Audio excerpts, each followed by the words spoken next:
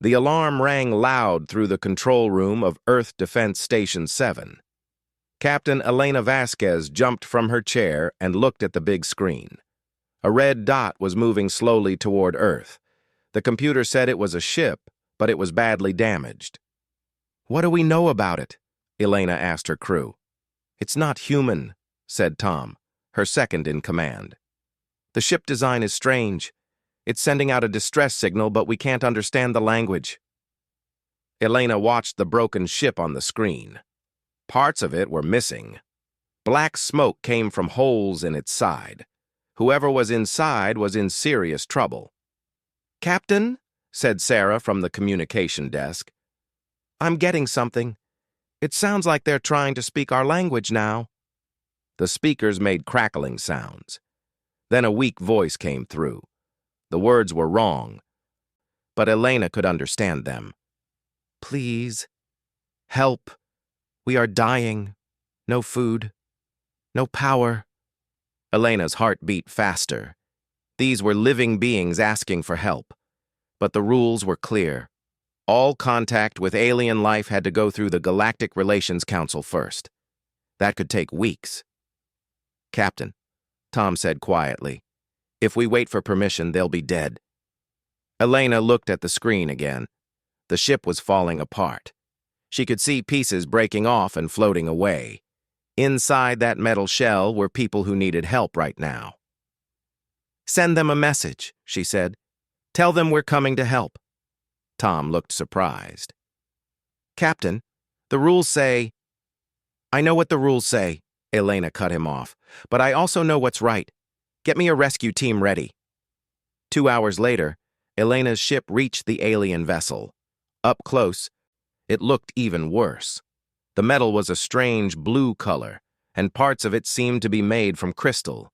The ship was beautiful, even damaged as it was.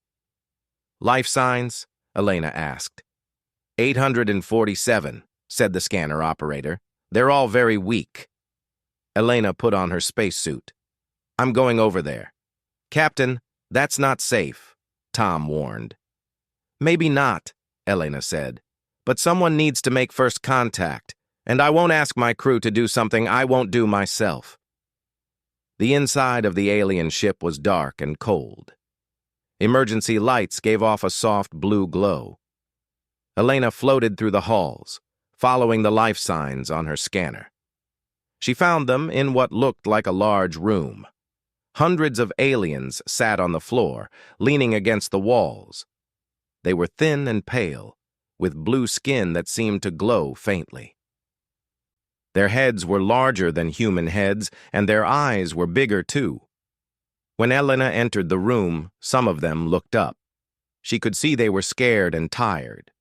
One of them, wearing what looked like a uniform, stood up slowly. It was hard for the alien to stand. Elena could see it was very weak. The alien tried to speak. The words came out strange, but Elena's translator helped. "We thank you for coming," the alien said. "We are Kithara. We are banished, cast out, no home." Elena stepped closer. "I'm Captain Elena Vasquez from Earth. We received your distress call." The alien's big eyes got bigger. "Earth? The young world? You help us?" "Yes," Elena said simply. "We help people who need help." The alien made a sound that might have been crying. "Our people, they say we are broken, dead souls." "The stars, the great council, they cast us out." Elena didn't understand everything, but she understood enough. These people had been thrown away by their own kind. "What happened to you?" she asked. The alien touched its head. "We went to far places, dark matter storms. They took away our mind touch. We cannot hear thoughts anymore. Without mind touch, we are nothing to our people." Elena began to understand. These aliens were telepaths, but something had taken away their telepathy, and their society had rejected them for it. "That's terrible," Elena said, "but you're still people. You still matter." The alien stared at her. You think we matter?" Even broken as we are? Of course you matter, Elena said. Being different doesn't make you worthless. Around the room, other aliens were listening. Elena could see hope starting to appear in their big eyes. We have been in space for many months, the alien said. Food is almost gone. Power is failing. We came here to die quietly. We did not think anyone would help. Elena felt angry.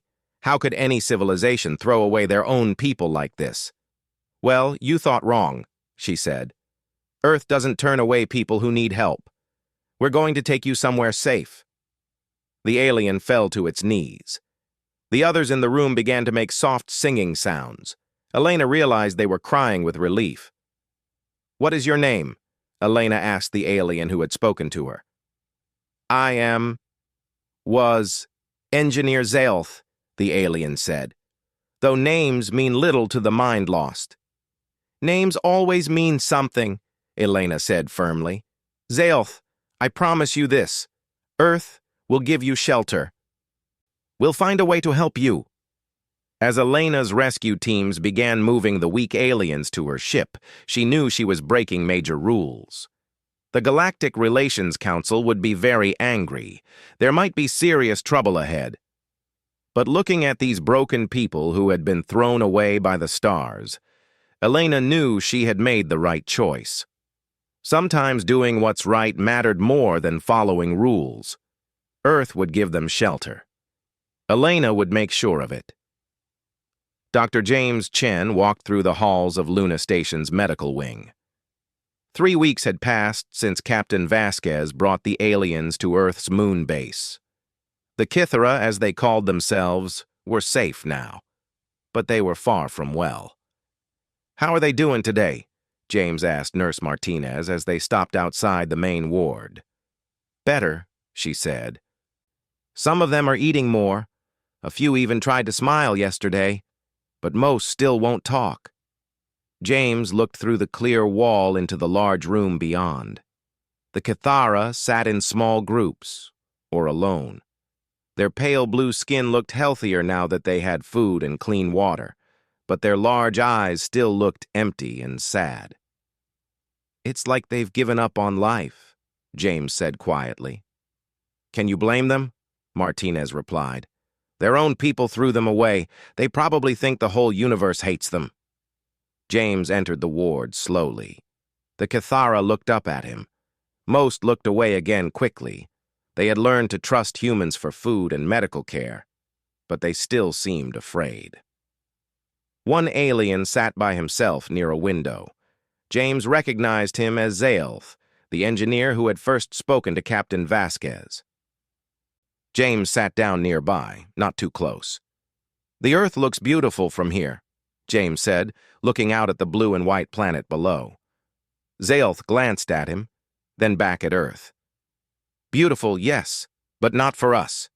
James was surprised. Zaelth rarely spoke. Why do you say that? We are broken, Zaelth said simply. Broken things do not belong in beautiful places. You're not broken, James said. You're different. There's a big difference. Zaelth made a sound that might have been laughing, but it was sad. We cannot touch minds anymore. Among Kythera, that makes us dead. Walking corpses. James had learned about Kythera telepathy from their medical scans. The neural pathways that once allowed mind-to-mind contact were damaged. The aliens couldn't hear each other's thoughts anymore. On Earth, most people can't read minds either, James said. We find other ways to connect. How? Zaelth asked, looking curious for the first time. James thought about it. We touch. We make sounds. We draw pictures. We use our faces to show feelings. Zaelth touched his own face.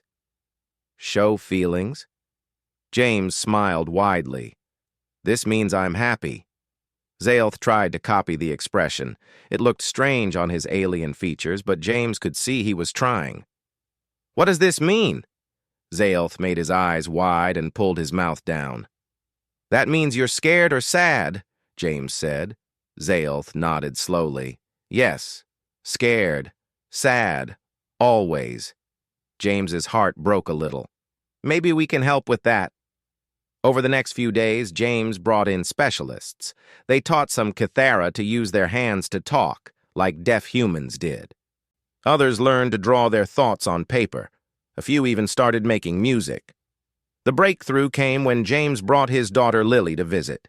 Lily was born deaf and used sign language to communicate. When she met the Cathara, she began teaching them hand signs. "Look, Dad," Lily signed to James. "They understand. They're learning fast." Zaelth watched Lily's hands move. He tried to copy her signs. Soon, simple messages passed between them.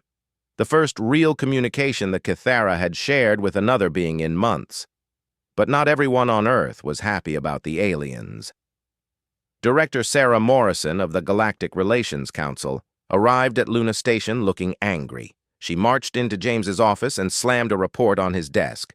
"Do you know what you've done?" she demanded. "The stellar confluence is furious. They want these defectives returned immediately."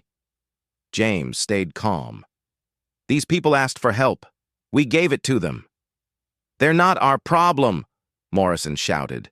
"Earth just joined the galactic community. We can't afford to make enemies over a bunch of damaged aliens." "They're not damaged," James said firmly. "They're refugees, people who lost their home and need a new one." Morrison laughed coldly. "People? They can't even communicate properly. The stellar confluence calls them void-touched, contaminated by dark matter. They're genetic defectives." James stood up, anger growing in his chest. "I've spent weeks with them. They're intelligent, creative, and kind. Just because they can't read minds doesn't make them less than anyone else." "The Galactic Council disagrees," Morrison said. "And if we don't return them, Earth faces trade sanctions. Maybe worse." That evening, James sat with Zaelth in the observation lounge. The alien had learned enough sign language to have real conversations now. "You look sad," Zaelth signed. "What troubles you?" James hesitated, then decided to be honest. "Some people on Earth want to send you away. Back to space." Zaelth's hands stopped moving. His large eyes filled with what looked like tears. "We understand," he finally signed. "We are burden. We bring trouble." "No," James said out loud and in signs. "You're not a burden. You've taught us so much already. About your technology, your art, your way of seeing the universe. But your people fear us." James thought about his daughter Lily, who had spent hours teaching Cathara to communicate. He thought about the nurses who stayed late to comfort frightened aliens. He thought about Captain Vasquez, who had risked her career to save them. "Some do," James admitted. "But many don't. Many people think you should stay. You're part of our family now." Zaelth's face tried to make the expression James had taught him for happiness. It still looked strange, but James could see the real emotion behind it. "Family," Zaelth signed slowly. "We have not had family since the void touching." "You have it now," James promised. But as he looked out at the stars beyond the moon, James wondered if that promise would be enough. The stellar confluence was powerful. Earth was still new to galactic politics. The choice ahead would not be easy. But James knew what was right. These people had suffered enough. They deserved a chance to heal, to grow, to find happiness again. Earth had given them shelter. Now it was time to see if Earth had the courage to keep them safe. 6 months after the rescue, Admiral Elena Vasquez stood in the United Nations Assembly Hall. The large room was full of voices arguing loudly. On the big screens, representatives from around the world debated what to do about the Cathara refugees. "They must be returned," shouted the delegate from Russia. "The stellar confluence has given us an ultimatum. Return the aliens or face complete trade sanctions." "These are people, not cargo," replied the delegate from Kenya. "We cannot simply hand them over to be abandoned in space again." Elena watched the argument with growing worry. The stellar confluence had been patient at first, but their messages were getting more threatening. They wanted the Cathara back, and they wanted them now. Director Morrison stood up to speak. The economic impact of losing galactic trade would be devastating. We're talking about technologies that could advance human civilization by centuries. All of that goes away if we keep harboring genetic defectives. They are not defectives, Dr. Chen's voice rang out from the scientists section. In the past 6 months, the Cathara have contributed more to human knowledge than some entire research teams. Elena thought about what she had seen during her visits to Luna Station. Zaelth had been working with human engineers on new fusion reactor designs. His understanding of crystal technology had helped them create power sources 3 times more efficient than anything Earth had before. Other Cathara had shared star maps that showed safe routes through dangerous space. Some had taught human artists new ways to work with light and sound. A few had even started learning human languages and were working as translators. The contributions are real, Elena said when asked to speak. But this isn't just about what they can do for us, it's about what's right. The Secretary General leaned forward. Admiral, you started this situation? What is your recommendation? Elena stood up straight. 6 months ago, I made a choice to save lives. I'd make the same choice today. These people have become part of our community. They have friends here. They have work they love doing. Some have even started families with each other.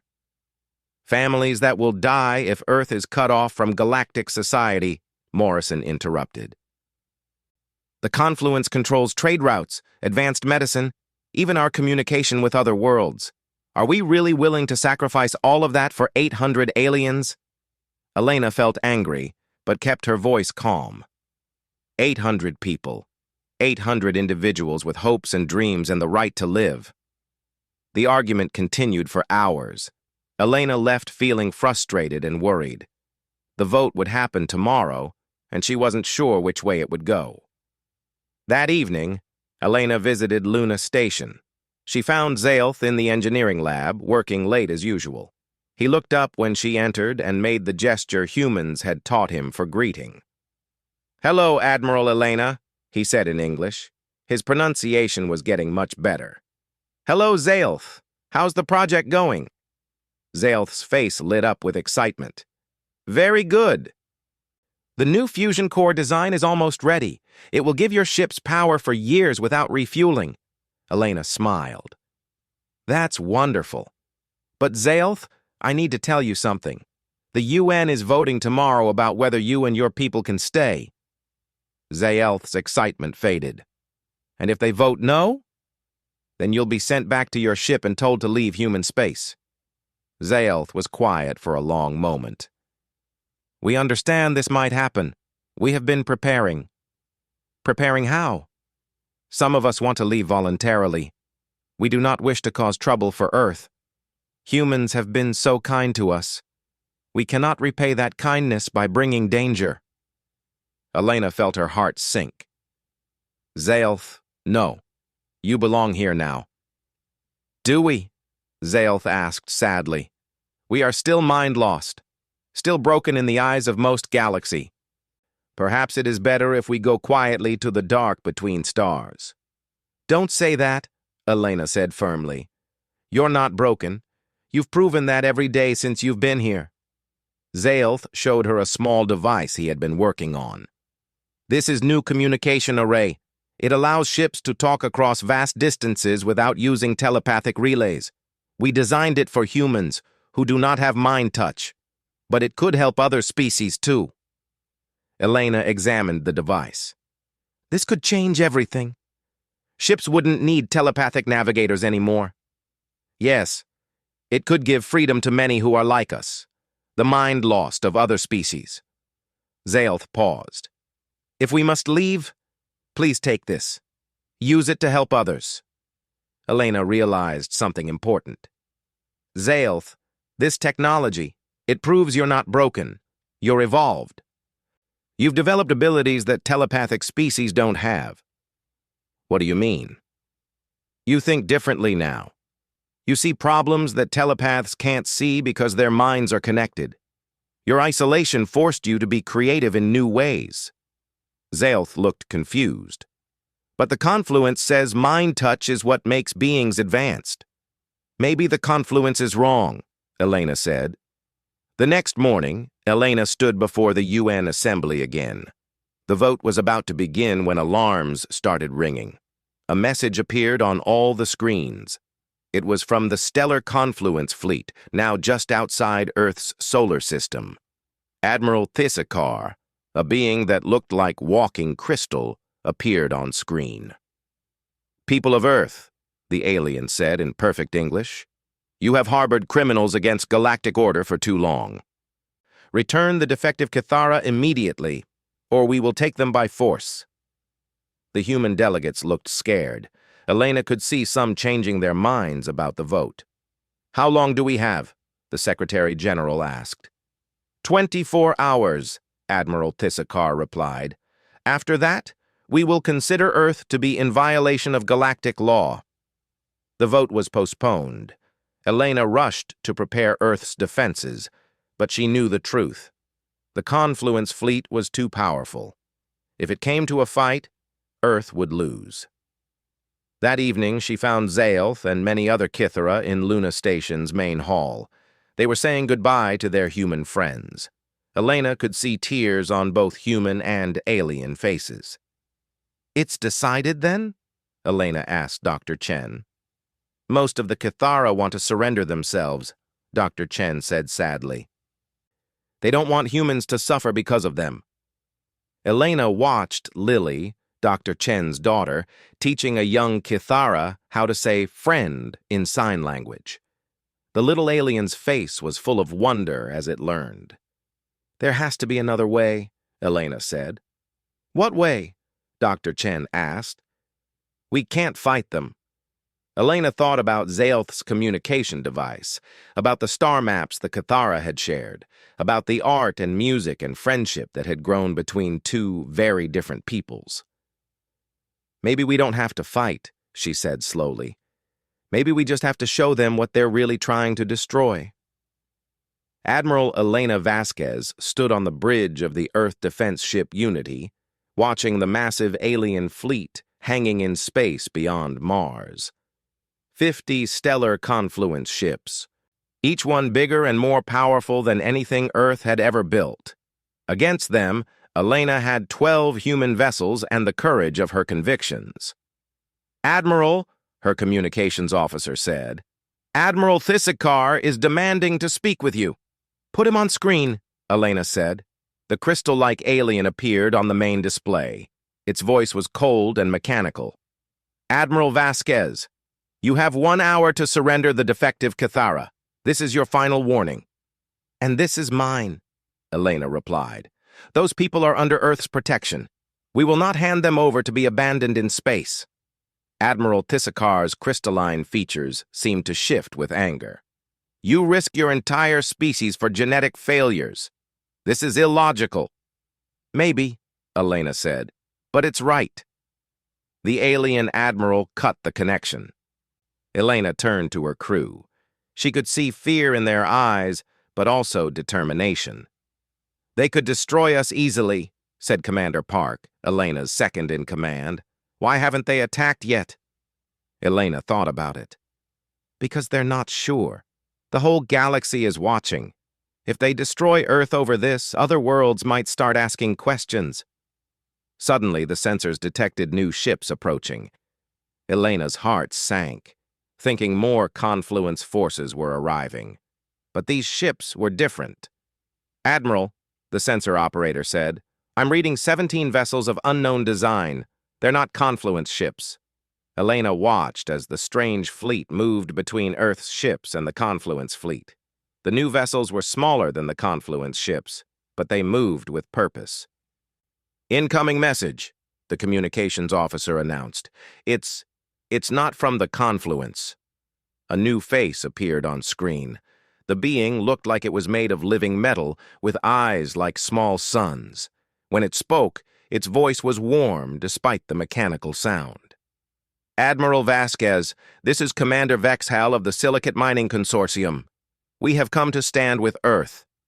Elena was shocked. "Why? We barely know your people."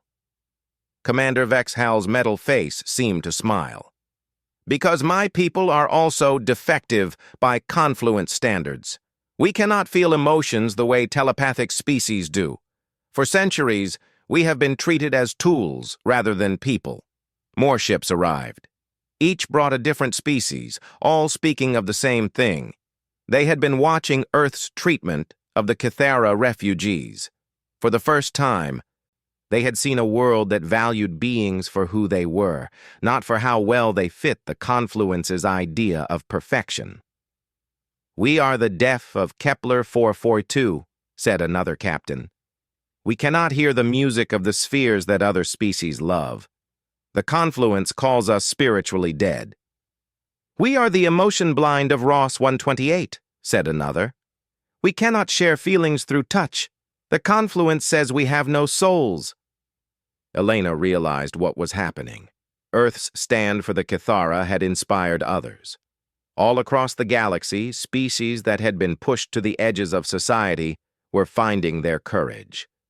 Admiral Thisakar appeared on screen again, looking less confident than before. "Admiral Vasquez, order these ships to leave. This matter concerns only Earth and the Confluence." "No," Elena said firmly. "This concerns everyone who believes that being different doesn't make you worthless." From Luna Station, Dr. Chen was broadcasting to both fleets. He had brought Zaelth and several other Kythera to speak about their experiences. "For months, we expected to die," Zaelth said, his English now clear and strong. "Our own people had told us we were nothing without mind touch, but humans showed us something different. They showed us that we could still create, still learn, still matter." On screen, Zaelth held up the communication device he had built. "This technology was created because we could not use telepathy. Our limitation became our strength. We learned to think in ways that mind-touched beings cannot." Dr. Chen stepped forward. "The neural scans we've done show that the Kythera's experience with dark matter didn't damage their brains. It changed them. They can process information differently now. They see patterns that telepathic minds miss." Elena watched Admiral Thisakar's face change. The crystal being was hearing something it had never considered, that the defects might actually be improvements. "This is impossible," Admiral Thisakar said. "The Confluence has studied evolution for millennia. Telepathy is the highest form of consciousness." "According to who?" Elena asked. "According to telepaths?" The question hung in space between the two fleets. Elena could see some of the Confluence ships moving uncertainly. Their crews were hearing the broadcast too. Commander Vexhal spoke up. "Admiral Thisakar, my people have created technologies that your telepathic species cannot.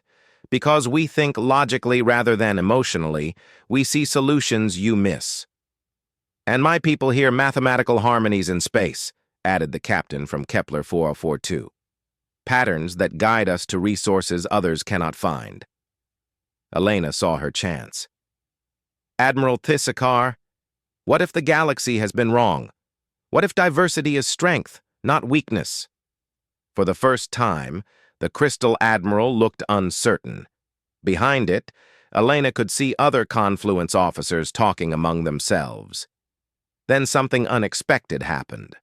One of the Confluence ships broke formation and moved toward the Allied fleet. "Admiral Thisakar," came a new voice. "This is Captain Zrendal of the Confluence vessel Harmony. My crew and I request permission to hear more from the Earth delegation." Admiral Thisakar's crystal features turned bright red with anger. "Captain Zrendal, return to formation immediately." "With respect, Admiral," Captain Zrendal replied. "The Confluence Charter requires us to investigate all claims of new evolutionary developments. This appears to qualify." Elena smiled. The captain was using the Confluence's own laws against them. More Confluence ships began to break ranks. Not all of them, but enough to show that Admiral Thisakar's fleet was no longer united. "This is mutiny," Admiral Thisakar declared. "This is science," Captain Zrendal corrected. If these refugees have truly developed new forms of consciousness, the confluence needs to study them, not destroy them. Elena keyed her communicator to broadcast to all ships. I propose a new solution. The Cathara can stay on Earth as research subjects in a joint study. We learn from them, they learn from us, and the galaxy benefits from the knowledge. It was a compromise that gave everyone a way to save face. Admiral Thissakar could report that the defectives were being studied rather than simply harbored. Earth could keep the refugees safe, and the other species could see that the confluence was willing to consider new ideas. Admiral Thissakar was quiet for a long time. Elena could almost see the calculations going on behind those crystal eyes. Finally, the alien admiral spoke. The confluence will consider this proposal, but the refugees remain under observation. Any sign that they are truly defective, and they will be removed. Elena nodded. Agreed, but Admiral, I think you're going to be surprised by what we discover. 2 years later, Admiral Elena Vasquez walked through the streets of New Resonance, the Cathara settlement built in the mountains of Colorado. The buildings were unlike anything on Earth, crystal structures that sang in the wind, creating music that changed with the weather. Human and Cathara children ran together through gardens where earth flowers grew next to alien crystal trees. It's beautiful, isn't it? Said Dr. Chen, joining Elena at a viewpoint overlooking the settlement. Hard to believe it started with a broken ship and a desperate plea for help. Elena nodded, watching a group of human teenagers learning crystal weaving from elderly Cathara. The art form had become popular across Earth, with humans adding their own creative touches to traditional alien designs. How's the research program going? Elena asked. Dr. Chen smiled widely. Beyond our wildest expectations, the joint studies have produced breakthrough after breakthrough. Zaelth's communication technology is being installed in ships across the galaxy. 3 other species have asked to join the research program. They walked toward the central plaza, where a ceremony was about to begin. Today, the first class of Cathara would become official Earth citizens. Zaelth was among them, wearing both traditional Cathara robes and a small American flag pin that Lily Chen had given him. Admiral Elena, called a familiar voice.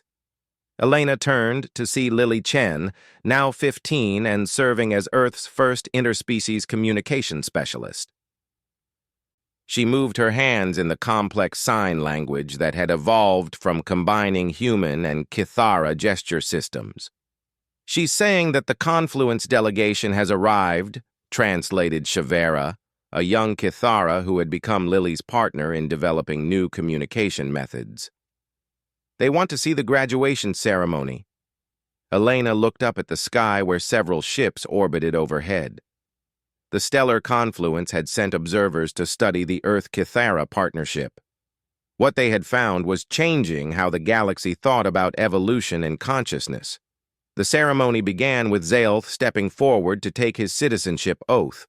He spoke in clear English, but also used the hand gestures that had become his preferred way of expressing deep emotions. I swear to protect and serve Earth, he said. The world that saw worth in the worthless, strength in the broken, and potential in the cast aside. Admiral Thissakar materialized in the plaza using Confluence transport technology. The crystal being had changed over the past 2 years. Its rigid, cold manner had softened somewhat as it observed the partnership between humans and Cathara. Impressive, Admiral Thissakar said to Elena. The productivity measurements are remarkable. This settlement produces more innovation per individual than most Confluence research stations. That's what happens when people work together instead of being forced to compete, Elena replied. Admiral Thисsakar's crystalline features shifted, the closest thing to a nod its species could manage. The Confluence Science Council has reached some unexpected conclusions about the research data. Elena raised her eyebrows. Oh? It appears that the loss of telepathic ability in the Cathara was not degradation, but adaptation. Their brains developed new neural pathways that allow for different types of problem solving. Combined with human creativity and the logical thinking of other defective species, the results are superior to traditional confluence methods. Elena tried not to smile too widely. Superior? In 12 specific categories of innovation and efficiency, Admiral Thisakar admitted reluctantly. The Confluence Council is reconsidering some of its classifications.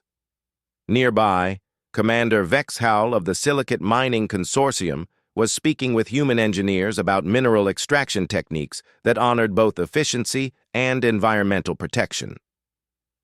The metal beings had found that human emotional intelligence helped them develop better relationships with the planets they worked on. The galaxy is changing, Dr. Chen observed. Species that were pushed to the edges are finding their voices. Trade routes are opening to worlds that were previously ignored. The Confederation of Free Worlds has 12 member species now. Elena watched as Zaelth received his citizenship papers. The alien, no, the Earth citizen, held the documents carefully, then made the gesture his people used for deep gratitude. Earth has received requests from 17 different species to establish refugee programs, Elena said. Beings who don't fit their society's definitions of normal. Can we handle that many? Dr. Chen asked. Elena thought about the communication networks Kithara had built. The mining techniques the silicates had shared, the star maps from the emotion-blind navigators of Ross 128. Each group of refugees had brought gifts that made Earth stronger. We'll find a way, she said. We always do. The ceremony ended with music, a combination of human instruments and Kithara crystal song that created harmonies impossible for either species alone. As the sound echoed through the mountain valleys, Elena felt a deep sense of satisfaction. A young reporter approached with a camera crew. Admiral, can you comment on the news that Earth has been invited to establish the first diversity institute on the galactic capital world? Elena was surprised. First I've heard of it. What's a diversity institute? Admiral Thisakar answered. A research center dedicated to studying non-telepathic consciousness. The Confluence has realized that telepathic species may have limitations in certain types of innovation. We need to learn from species like humans and the refugee populations you've sheltered. Elena couldn't help but laugh. So you want us to teach you how to be different? In essence, yes, Admiral Thisakar said with what might have been embarrassment. The Confluence has been uniformly telepathic for so long that we may have lost the ability to see problems from other perspectives. That evening, Elena stood on her balcony overlooking New Resonance. The settlement was quiet now, but lights glowed in windows where humans and Kithara worked together on projects that would benefit both species. Her communicator chimed. It was a message from Captain Sarah Morrison, the former Galactic Relations Director who had opposed helping the Kithara. She now served as Earth's ambassador to the Confederation of Free Worlds. Elena, the message said, I owe you an apology. I was wrong about the refugees. Today I watched a joint human Kithara team solve a food distribution problem that had stumped Confluence scientists for years. They did it in 3 hours using Kithara pattern recognition and human empathy. I'm beginning to understand what you saw in them from the beginning. Elena smiled and looked back at the settlement. In the central plaza, a fountain created from Kithara crystal technology created patterns of light and water that responded to the emotions of people nearby. Right now, it was glowing soft gold, the color of contentment and hope. Zaelth appeared at her door holding 2 cups of the tea blend that had become popular in New Resonance, earth herbs mixed with Kithara spices. Thank you, he said simply, offering her a cup. For what? Elena asked. For seeing us as people when the rest of the galaxy saw only broken tools. Elena accepted the tea and gestured toward the settlement below. You've more than repaid any debt, Zaelth. You've helped build something beautiful. We built it together, Zaelth corrected. That is the human way, yes? To build together? Elena nodded. The human way, and now, the new resonance way. They stood together in comfortable silence, watching the lights of a community that had become a symbol across the galaxy. Earth had given shelter to the banished, and in return, had gained family members who saw the universe through different eyes. The stars above no longer seemed cold and distant. They were destinations, places where other outcasts might be waiting for someone to extend a hand in friendship. Earth had learned that its greatest strength was not in its weapons or its technology, but in its willingness to see potential where others saw only problems. In the distance, ships from a dozen different worlds were arriving with new refugees, new perspectives, and new possibilities. Earth had become more than a planet. It had become an idea. The idea that everyone deserved a chance, that difference was valuable, and that the best solutions came from working together rather than forcing everyone to be the same. Elena raised her cup in a small toast. To family, she said. To family, Zaelth agreed. Found among the stars,